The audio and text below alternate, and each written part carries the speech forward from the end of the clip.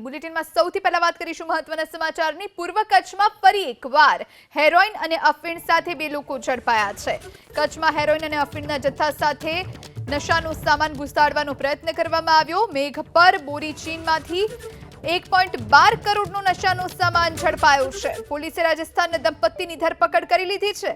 રાજસ્થાની દંપતી ભાડાના મકાનમાં આ રેકેટ ચલાવતા હેરોઇન અને અફીણની પડીકી બનાવી વેપાર કરતા હતા। રાજસ્થાની દંપતી ગાંધીધામમાં છૂટક વેચાણ કરતા હોવાનો પણ ખુલાસો થયો છે।